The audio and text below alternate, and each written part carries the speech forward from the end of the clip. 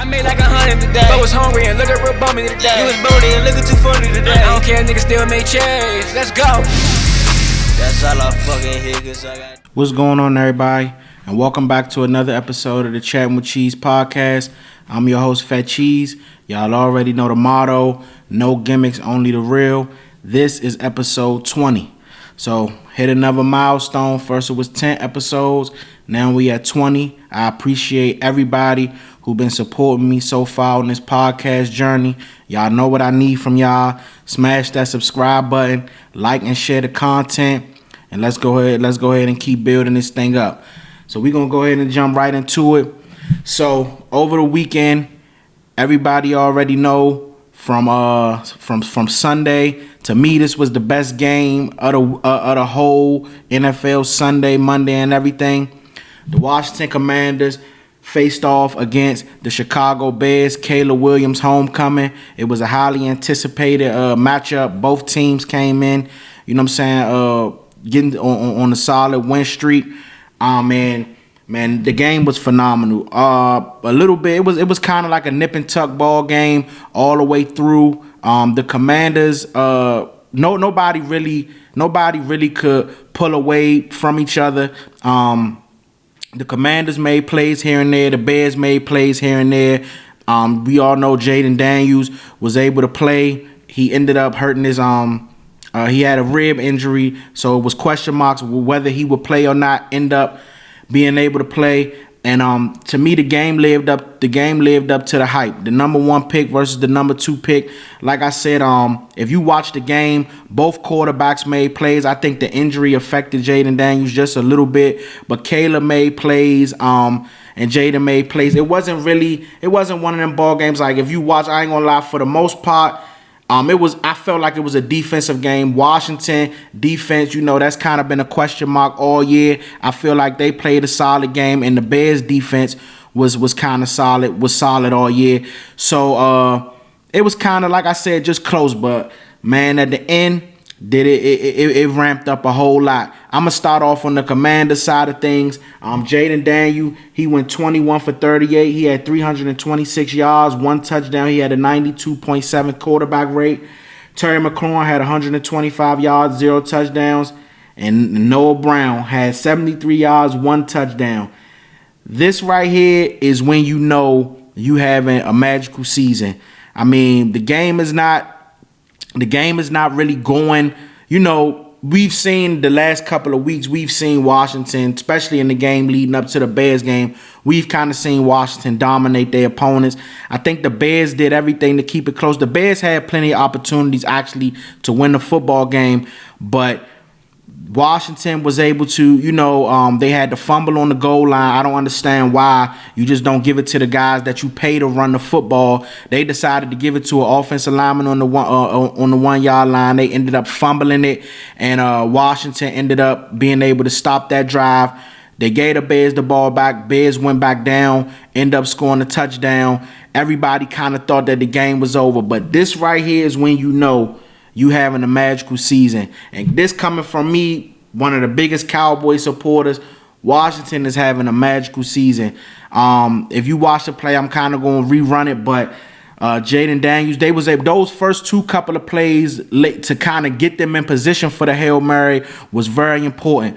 But he stepped back and he did exactly what he was supposed to do in creating that time for the receivers to be able to get down the field.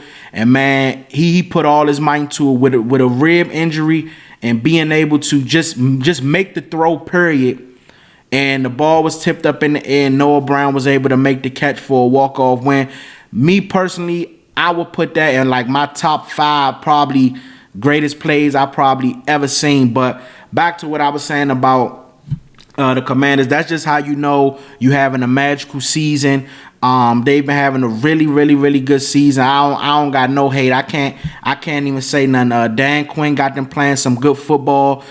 Cliff Kingsbury getting his second shot in the NFL. He's looked like he's He looked like he's been a great hire for them. And man, they just believe. You see the spirit. You feel it. You know what I'm saying? It's just like this is a different Washington team than probably we've seen in a very, very, very long time. And when you get plays like that going for you, that's just how you know that you having a magical season, man. I mean, I think for the most part, 85 to 90% thought that game was over. 85 to 90% thought that game was over. When that ball was up in the air, everybody thought the norm when you see, except for Aaron Rodgers, everybody thought the norm, they going to bat the ball down, that's going to be the end of the game. When they tipped that ball up in the air and Noah Brown was standing in the back of that end zone by himself, it was just like, it's nothing you could say at that point. It's nothing you could say at that point. Crowd went berserk. You know what I'm saying? They deserve it. You know what I'm saying? Washington it's been some down years for Washington for a long time, and just the whole culture and everything has changed, and that just goes to show when you have a competent front office that want the team to succeed and do everything in its power to put this team in a position to win, you see the results. Jaden Daniels has been a godsend for this team. He has been a godsend. Like, just at first, I was comparing it to the RG3 years when Washington had RG3. I think at this point he's eclipsed what RG3 did. Don't get me wrong, RG3 had a great rookie season in Washington. Do not get me wrong, but I just think what you see Jaden Daniels doing for them and what he's done for them so far this year, and to be tough enough with a rib injury. You know, a lot of quarterbacks can't play with a rib injury, and he's a dual threat quarterback that like to use his feet. For him to come out there with the rib injury, struggling to play, but ended up coming out and playing, and for him to, you know what I'm saying, tough it up and then make that play when it mattered, you know what I'm saying, I don't think it's nothing you could take from them. So that right there was huge. On the Bears side, unfortunately, they ruined Caleb Williams' homecoming.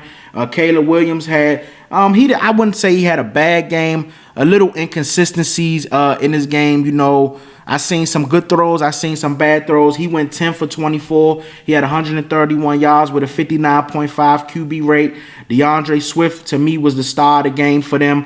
He had 129 yards with a touchdown. And Rashawn Johnson had 6 yards with 1 touchdown. That was the one at the goal line.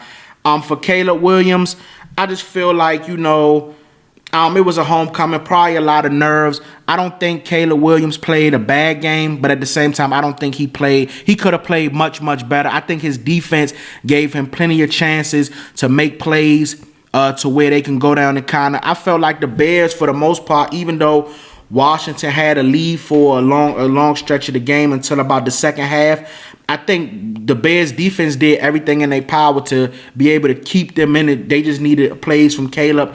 Like I said, he made plays here and there, but I don't think he made those plays that, you know what I'm saying, could have really won this game for them, where it wouldn't even came down to a Hail Mary.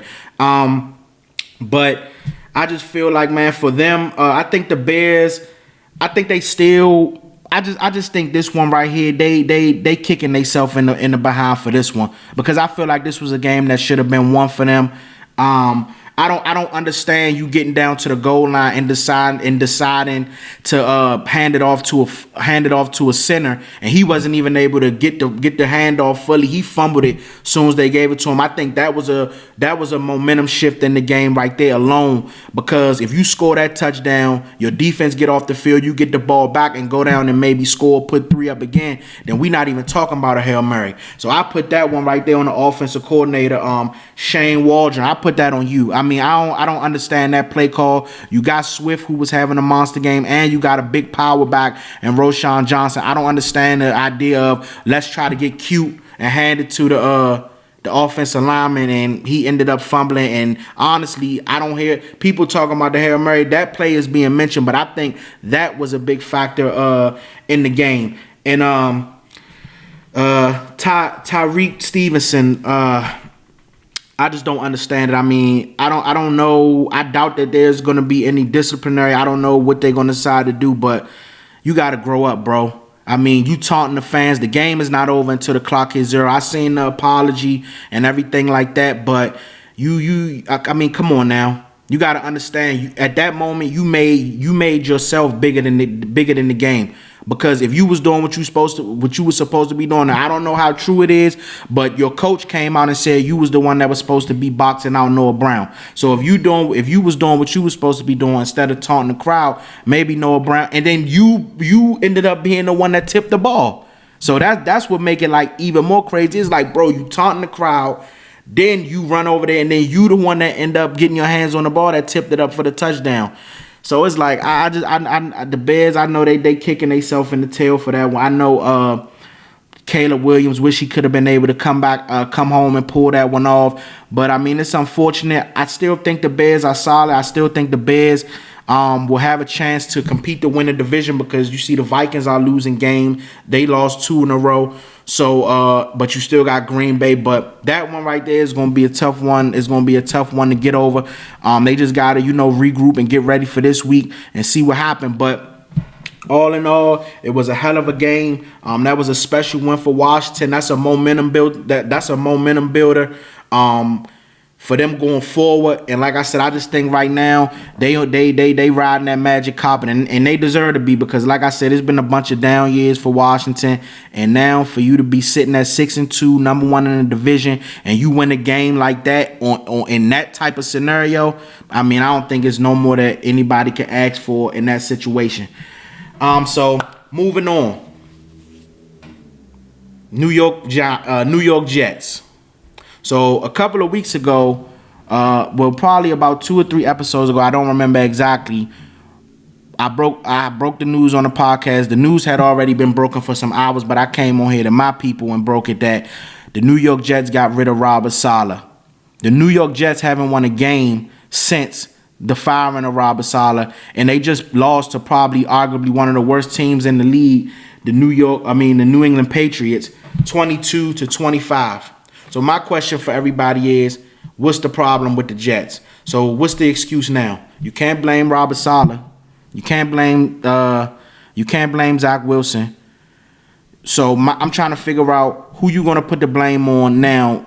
You sitting at 2-6. More than likely, you're not gonna make the playoffs. And now you went out and got Devontae Adams, when I feel like you could have went out and got other pieces to make the team better. So I'm trying to figure out now what's the excuse. Because it's only, out of everything that's going on, it's only one common denominator. And like I said, I'm not trying to pile on. I love Aaron Rodgers. I think Aaron Rodgers is going to go down as one of the greatest quarterbacks of all time. But it just gets to a simple fact where when you have all this stuff going on and you're the common denominator in Green Bay, now in New York, I mean, eventually we got to admit you the problem. And also, I want to blame the owner. I'm going to blame the owner. I'm going to blame Woody Johnson, because what happens is you're in a situation where you get a Hall of Fame quarterback who was already having issues in Green Bay about, his attitude, all this stuff coming up with his character and everything like that. Green Bay was willing to let him go. You get him to come to the Jets. Unfortunately, he tears his he ruptures his Achilles the first game of last year. He ruptures his Achilles, out for the season. But then he comes back.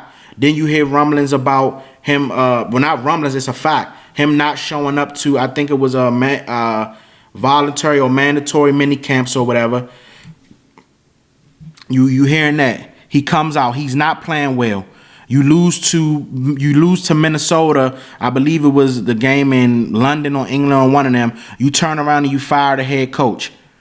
You already had one of the best defenses, I would say, in the league. Even last year, the Jets, since Robert Saleh has been there, the Jets always had a solid to top defense. You know what I'm saying? You fire Robert Saleh after the loss to the Vikings. You move Jeff Ulbrich, you make him the interim head coach. You demote Nathaniel Hackett, which Aaron Rodgers wanted, which you guys brought over after he did a terrible job with the Broncos as their head coach. You bring him over because that's what Aaron Rodgers wanted and made him the OC. The offense has been terrible ever since he got there. You demote him, and then you move Todd Downing. You put him in a position where now he's calling the plays. It's just all over the place. It's a mess. You trade for Devontae Adams, who was having a problem with the Raiders. He comes over here, and now And now it's problems over here. And I just think this is what happens when this is why you're supposed to go away from what was going on in Green Bay.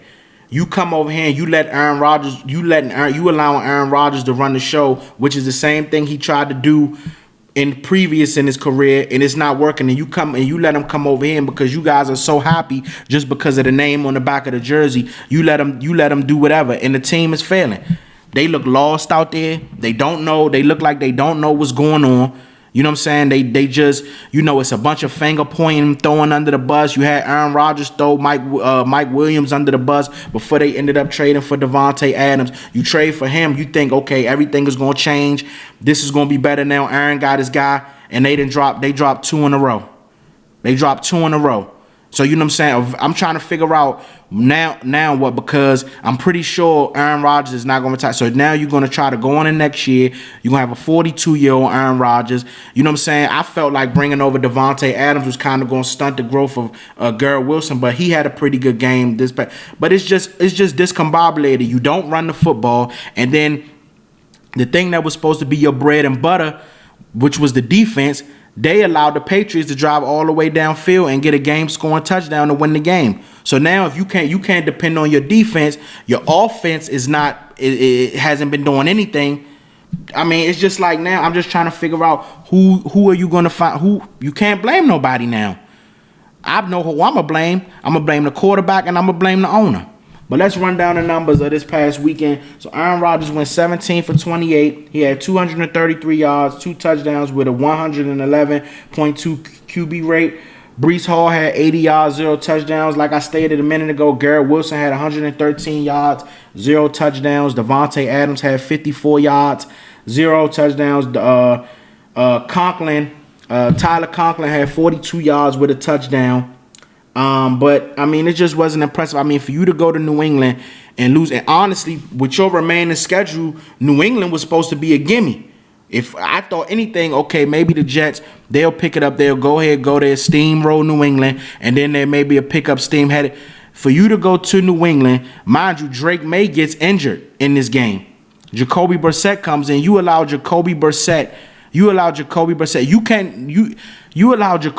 and for real, the star of the game was Ramondre Stevenson with 48 yards, but he had 2 touchdowns. But you allow Jacoby Brissett to come in there, make plays, and squeak out a win. Like it's just crazy to me. It's just like crazy to me how, you know what I'm saying, how lost this team looks. And I was one of them people that thought, I'm like, man, the Jets, they got Aaron Rodgers coming back. You got Breece Hall. This is his second year after the ACL. Garrett Wilson is going, you know what I'm saying, develop more into that solidified number 1, probably Pro Bowl. You know what I'm saying? And for this team to look the way it looked right now, the Jets ownership should be disappointed, and the fans honestly should be very disappointed, because I know it's been the same thing said about the Jets all this time. If we only had a quarterback.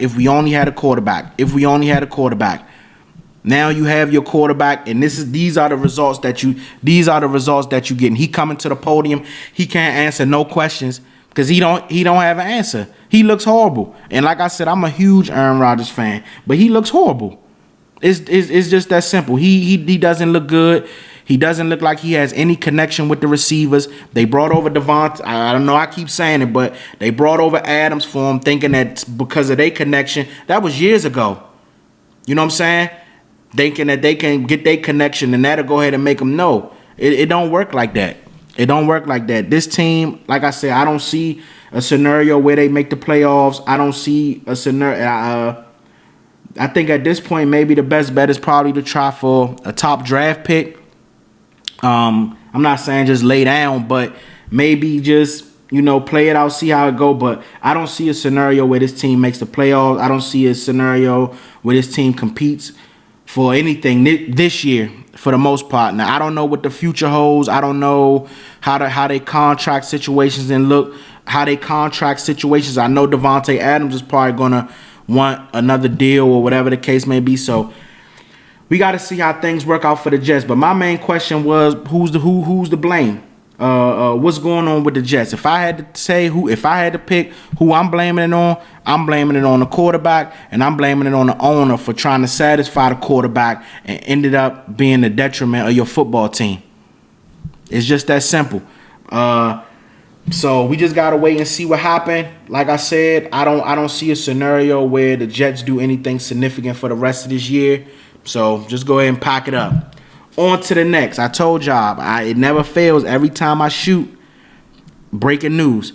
So today, the Indianapolis Colts announced that they will be benching Anthony Richardson and starting and going with Joe Flacco.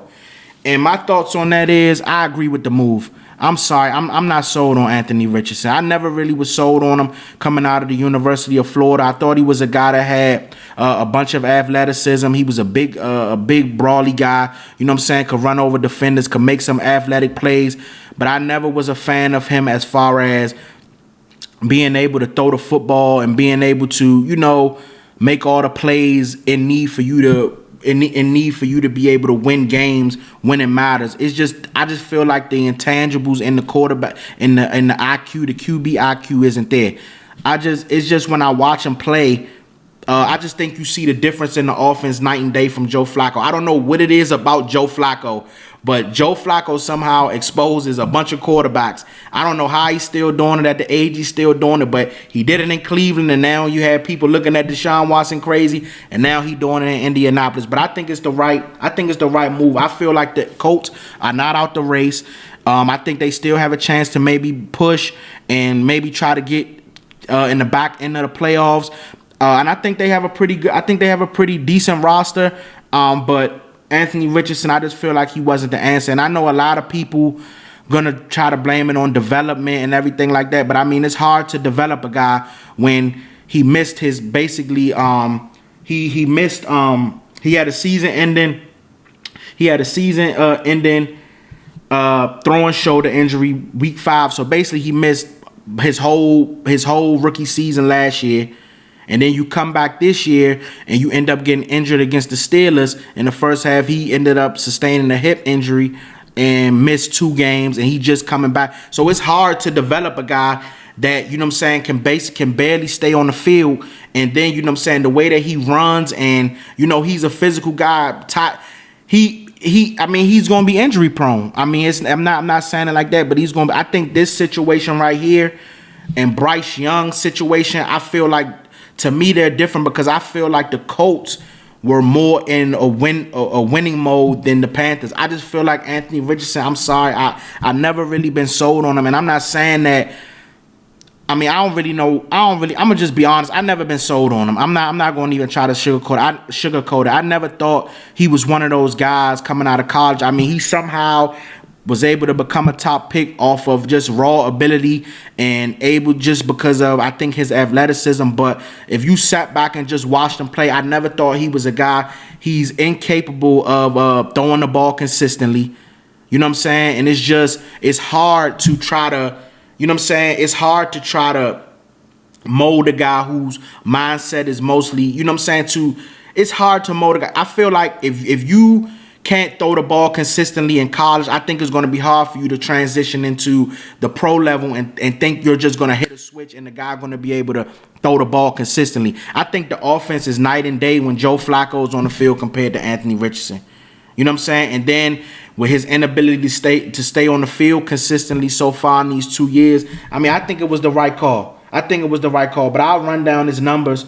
In week 1, he threw for 212 yards, 2 touchdowns, and an interception. Week 2, he threw for 204, 1 touchdown, 3 interceptions. Week 3, he threw for 167, 0 touchdowns, 2 interceptions. Week 4, he threw for 71 yards. That's the game that he was injured in against Pittsburgh. Came back week 6, he threw for 129, 0 touchdowns, 0 interceptions. And then week 7, just now against Houston, he threw for 175, 1 touchdown, 1 interception. In the first half, he was 2 of 15. He had a 13%. Let me let that sink in. He had a 13% completion percentage in the first half with an interception, a 44 passer rating at halftime. He looked terrible, and the only and the only reason why it kind of looked, the touchdown that he did throw to Josh Downs is literally wide open. Like I think it was a blunder on the defense. He's wide open, but other than that, he was horrible. He was horrible. But for me, he threw the interception, all that. But when I watch you, and I know a lot of people, but for this to be a division game, you guys have the chance to probably get, I think it was a chance to actually be leading in the division if they won this game. Don't quote me on that, I could be wrong. But for you to scramble, get tackled on the third down, this is a division game, second half, and for you to top your helmet and go out and top yourself out the game, I just think that's inexcusable. I think when you do stuff like that, and then for your reasoning to be saying that you were tired, bro, you the starting quarterback. You the starting quarterback. You can't top your. You can't. Honestly, I don't think I've ever seen that. I don't think I've ever in my years of watching football, I don't think I've ever seen the quarterback. Maybe the running back or wide receiver. I don't think I've ever seen the quarterback. And then you actually got in front of the podium and said because you were tired. If I'm one of your teammates, I'm sorry, bro. I don't want to play with a guy like that running my. You know what I'm saying? This guy's the quarterback. I don't want to play for you. You know what I'm saying? And I'm not trying to be rude or whatever, but it's just the truth. It's just the truth. I mean, you already out there. You making mistakes. You know what I'm saying? You throwing interceptions. You just making mistakes after mistakes, and then you top yourself out the game in the third quarter when the game wasn't even out of you know what I'm saying, out of control. This is a game that still could have been, despite the way you played in the first half, this is a game that still could have been won. You know what I'm saying? I like the I just can't get down with that. I think it was the right move for the coach to go with Joe Flacco. I think the offense is better with Joe Flacco as a starter, and Joe Flacco gives them a legit chance to win. Like I said, they not completely out of it because the Texans have been dropping games, and unfortunately, news broke today that Stephon Diggs tore his ACL. And also, they've been without Nico Collins for a while, so they got the injury bug over there. So it's actually a chance for the Colts to gain ground and be able to possibly sneak and win the division, or like I said, sneak in the back of the playoffs. So I think it's the right move. I know a lot of people gonna want to say development, and but when you got a chance to win and actually be competitive, you got to do what you got to do. Like I said, I'm sorry. I can't use the development rate for him because I put him and Bryce Young in a different category. Bryce Young was drafted to a Carolina team that literally had, nothing. And don't get me wrong, Anthony Richardson, the Colts had a high draft pick too, but you went over there with They had weapons over there. They had, they had Taylor in the backfield. So I felt like he had a little bit, it wasn't a lot, but a little bit more leeway than Bryce Young. I just felt like when I watched him, I just didn't see it. And then he was injured, he got injured and was out for the season his rookie year. Then he missed 2 games this year. Just his type of style of play, I mean, it's kind of like easy to see he probably was going to have some injuries maybe down the line, and then with his inconsistencies to throw the ball, I just didn't see it. Like I said, I'm not going that. I'm just being. This is my honest opinion. So if I had to say what I believe, was it the right decision? I think the Colts made the right decision. Moving on, benching Anthony Richardson. They say they're not going to give up on him, but hopefully this doesn't kill his confidence and he just, take however it goes the rest of the season and he just tries to get better, and I think that's the better option. But for right now, I think the right move was to go ahead and bench him and start Joe Flacco.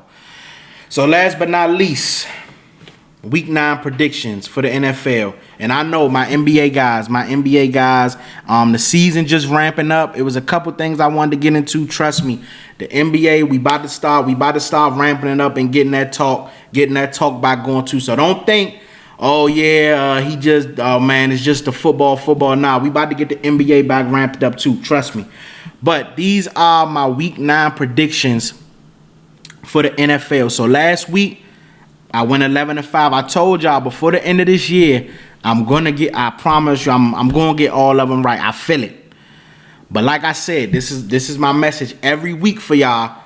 Do not listen to this and take my picks. If you decide to do it, that's on you. That don't have nothing to do with me. If you decide to do it, you take accountability for that. I'm just giving you my thoughts and what I think.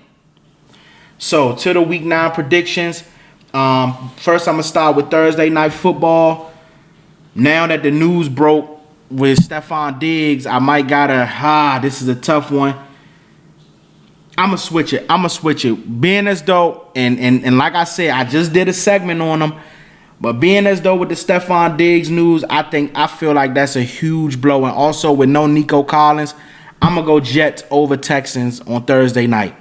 On my laptop, I got Texans over Jets, but I didn't know I did this before the Stephon Diggs news.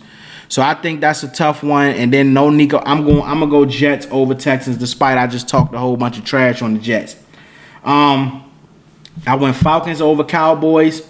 Y'all know I told y'all I'm out on my Cowboys this year for the rest of this year. I think the Falcons they kind of hitting their stride. They just beat the Bucks over the weekend. I pick them to beat the Bucks because Mike Evans and Chris Godwin situation. But I think the Falcons are catching that stride. I like how Kirk Cousins is looking. Bijan is a dog. You know what I'm saying? Drake London is a dog. I like how they looking. So I went Falcons over Cowboys. I went Ravens over Broncos. Ravens, y'all messed me up last week. Y'all lost to the damn Browns. I don't think nobody was expecting that. Y'all blew up a couple lays last week. I went Browns over Chargers. I just think now that was a huge win for the Browns last week. I think the morale has changed. Unfortunately, it came off the back of Deshaun Watson being injured. Jameis is coming in there. I think he's giving them that new energy, that new spark.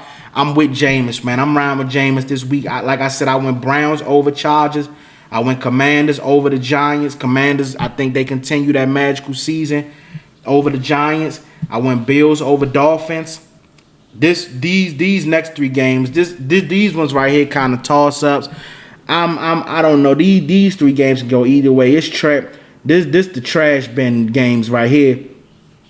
I went Bengals over the Raiders, but the way the Bengals been playing, I don't know. Raiders might be able to sneak one because Bengals ain't been looking too good. But I went Bengals over Raiders. I went same thing for this game. I went Saints over Panthers, but the Saints don't look good either. They quarterback situation is terrible since Derek Carr been out. I think they end up, if I'm not mistaken, I think I read they bench Riddler. It's just bad, but I think they'll beat the Panthers. But who knows? The Panthers might end up sneaking one. But I went Saints over Panthers. It wouldn't shock me if the Panthers snuck one, but I went Saints over Panthers. I went Bears over Cardinals. I think Bears get their face back this week. They're going to be a little salty. I think they're going to be salty coming off that Commanders loss. I think they get their face back this week. I went Eagles over Jags. This right here might be my game of the week. Lions versus Packers. I went Lions over the Packers. I think the Packers are solid, but I just think the Lions are on another level. The Lions are my team, my NFC team to come out. I think the Lions will be in the Super Bowl. So I went Lions over Packers. I'll be definitely tuned into that game. I went Rams over the Seahawks. I think the Vikings get their face back this week against the Colts. But Joe Flacco playing this weekend. The Vikings just slipped up and lost to the Rams, even though that should have been a face mask. But you never know. The Colts might come out there and the Colts might sneak one. The Vikings on the streak. So the Vikings on a losing streak. So Colts might sneak one, but I went Vikings over Colts. And last but not least, I went Chiefs over Bucks. Y'all know I don't go against Patrick Mahomes. So that's it for the predictions. Next week we'll revisit it and see how I did. Like I said, man, I appreciate everybody for tuning in. Y'all already know the motto: no gimmicks, only the real. We hit another milestone. This is episode 20. Man, it's been a fun journey so far. I remember when, I first started this joint. Now to be up to 20 episodes, it just show you that time flying like that. But like I said, from the bottom of my heart, man, I appreciate everybody that's been rocking with me so far. I appreciate just the encouraging words, that I get from everybody that's been keeping up with it and following with me. following with me through this. And like I said, to all my new subscribers, welcome on board. I appreciate y'all for tapping in with me. You know what I'm saying? It mean more than a lot of y'all may know. Trust me. But y'all already know what I need y'all to do. Like I said at the beginning, subscribe, smash that subscribe button, like and share the content, and I'll see y'all next time. Appreciate it.